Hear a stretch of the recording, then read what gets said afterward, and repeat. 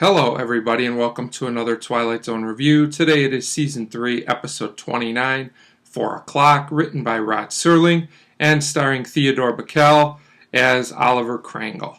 And this is definitely not a good Twilight Zone episode, but I don't think it's one of the very worst for one reason: the very excellent acting performance of Theodore Bickel. Unfortunately, his great work cannot save this episode, which is very poor in pretty much every other way.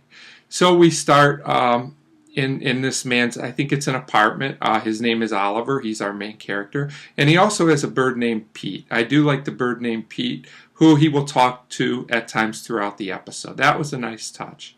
And he's making phone calls talking about all these other people that he wants discharged from jobs because he thinks they're evil. And we find out that he has done this to 11 people just in this one day, I guess. So that really tells us about this guy's character right away. So we go to the next scene after the opening narration, and there's a woman at the door, and Oliver tells her to come in, and he mocks this lady. He's pretty nasty and mean to her, and he explains that he analyzes, categorizes, and judges people, and he gives an example of this with someone he does. And he says he's going to eliminate evil at 4 o'clock today. Okay, whatever you say there, Oliver. So then we get another woman that comes to see him. Her name is Mrs. Lucas. And the story behind this is that Mrs. Krangle wants to know why he's trying to give her husband a bad name. Mr. Krangle says that this man, he's a doctor, that he killed a woman. The woman, Mrs. Lucas, says no, he didn't. There was nothing he could do. The woman would have passed on anyway. He was too late. But Krangle doesn't want to hear this. He only wants to talk about his side of the story. So the woman tells him off in a well-acted scene.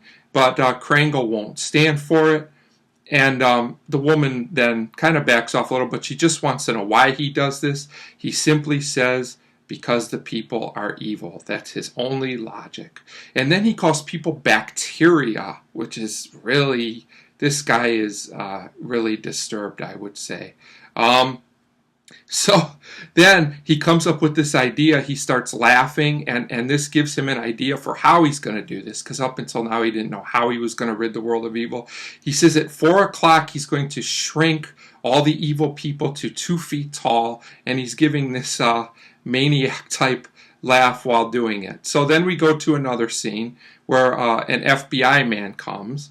And Krangle says, I called you here because I found out that evil has been banding together. He explains he knows this because he's been researching it on TV, on the radio, everywhere. All this guy does, apparently, is seek out evil, or his definition of evil.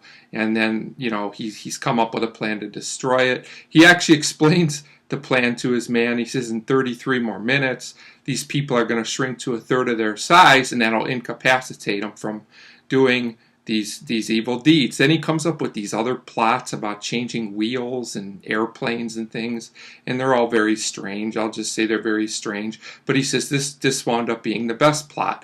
The FBI man thinks he's disturbed and in need of psychiatric help, and then Krangle turns on him and says, "Oh, you must be in on it. The FBI must be in on these plots against the good." So he warns the man, he threatens the man, he says, "You'll be small pretty soon, enjoy your last minutes." That's basically it. So then he's by himself in his room with his bird, and he's talking to the bird and waiting for 4 o'clock. He's losing it more and more. Then 4 o'clock does come. He says it's happening. He tells the bird Pete it's happening.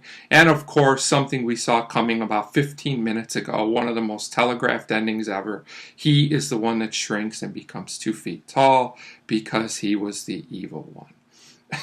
It doesn't get any more obvious than this. And the way they do this, with all this music swelling up like it's the greatest, most shocking revelation ever, was just completely ridiculous in my opinion.